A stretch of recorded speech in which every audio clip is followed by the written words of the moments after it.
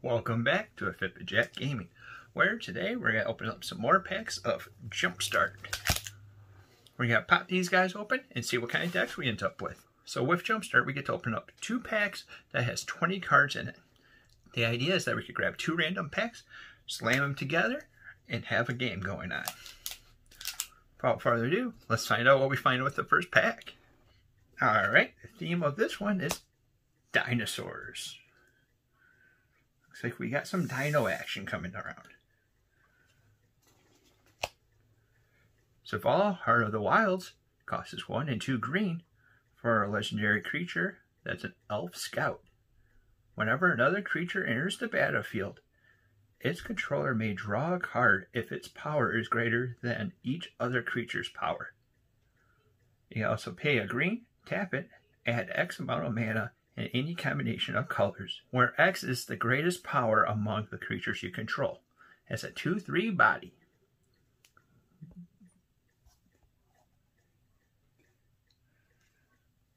Next one is Drove of the Mighty, costs 1 and a green for a human druid.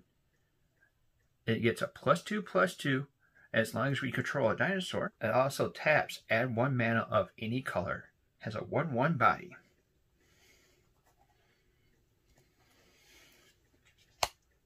Savage Stomp costs 2 and a green for a sorcery. This spell costs 2 less to cast if it targets a dinosaur you control.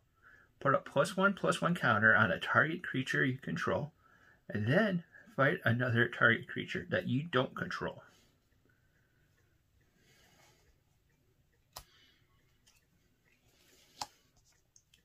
Thundering Spineback costs 5 and 2 green for a dinosaur. Other dinosaurs you control get +1/+1, or you can pay 5 and a green and create a 3/3 green dinosaur creature token that has trample. It has a 5/5 body. Good old classic Lord of the Dinosaurs. Garruk's Uprising costs 2 and a green for an enchantment. When Garruk's Uprising enters the battlefield, if you control a creature with a power of 4 or greater, draw a card. Creatures you control have trample, and whenever a creature with power of 4 or greater enters the battlefield under your control, draw a card.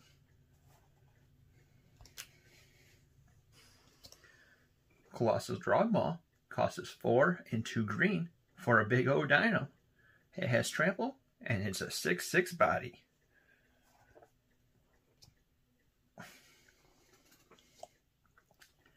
Commune with Dinosaurs costs 1 green for a sorcery. Look at the top 5 cards of your library.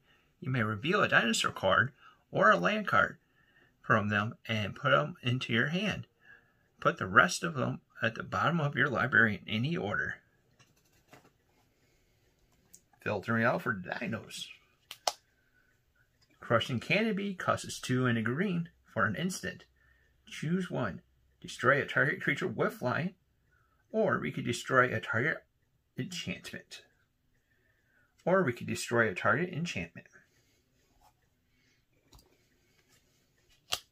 New Horizons costs 2 and a green for an enchantment. Enchant a land.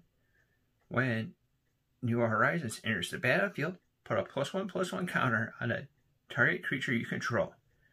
Enchanted land has tap, add 2 mana of 1 color.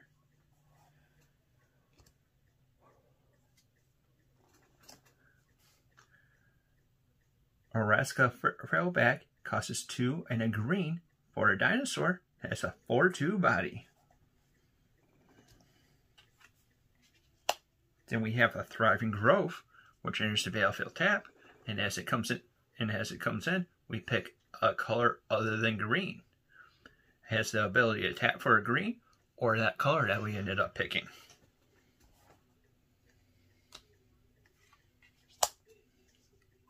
Ornery Dilophosaur costs 3 and a green for a dinosaur. It has Death Touch, and when it attacks, if you control a creature with a power of 4 or greater, it gets a +2/+2 until end of turn. It has a 2/2 body.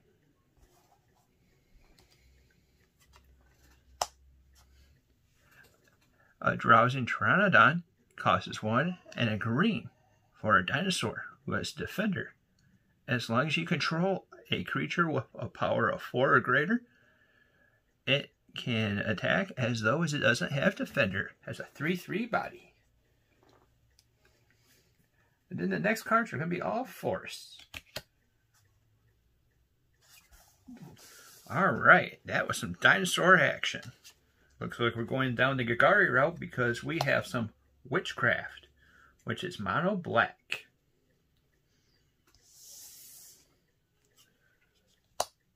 Bog Blue Witch costs 3 and a black for a human wizard. We pay 2, tap it, search your library for a card named Festering Newt or Bubbling Cauldron. Put it on top of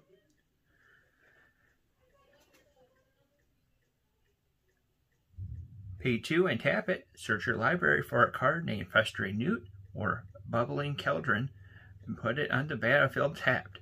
Then shuffle your library. Has a 1/3 body. Wits of the Moors costs 3 and 2 black for a human warlock. It has Death Touch. At the beginning of your instep, if you gain life this turn, each opponent sacrifices a creature, and you return up to 1 target creature from your graveyard to your hand. That's a 4/4 body.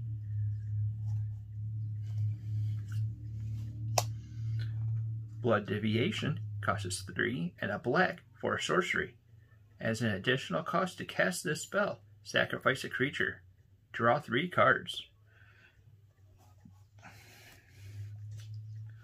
Bubbling Cauldron costs 2 for an artifact. We could pay 1, tap it, sacrifice a creature you control, gain 4 life. Or it could pay 1, tap it, sacrifice a creature named Festering Newt, and each opponent loses 4 life. You gain life equal to the life lost this way.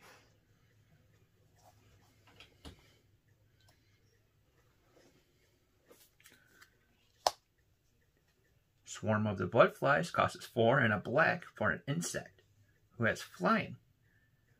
When it enters the battlefield, we get to put 2 +1/+1 counters on it. Whenever another creature dies, put a +1/+1 counter on it.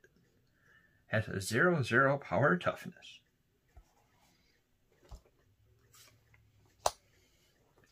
Tempting Witch costs 2 and a black for a human warlock. When it enters the battlefield, we get to create a food token, which with a food token we could pay 2, tap it, and sacrifice it, and we'll gain 3 life. Or we could pay 2, tap it, sacrifice a food, target player loses 3 life. And it has a 1/3 body. Bake it into a pie for 2 and 2 black. Instant. Destroy a target creature. Create a food token. We have a black cat who costs 1 and a black for a zombie cat. When black cat dies, an opponent discards a card at random. Has a 1/1 body.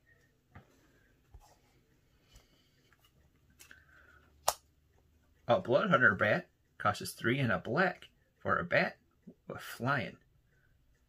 When it enters the battlefield, the target player loses 2 life and you gain 2 life. Has a 2/2 body.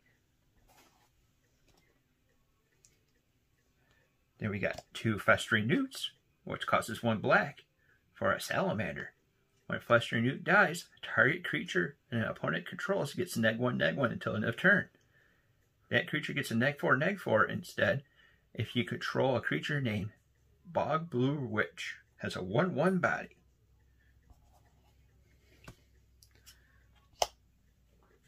Last Grasp costs 1 and a black for an instant. Target creature gets -3/-3 until end of turn. Then we have a Thriving Moor is a land that comes into play tapped. As it comes into play, we have to choose a color other than black, because then we could tap it at a black or that color that we chose. The rest of the packs is some swamps. Alright. So it looks like we got some Gary action with some Witchcraft and some Dinosaurs.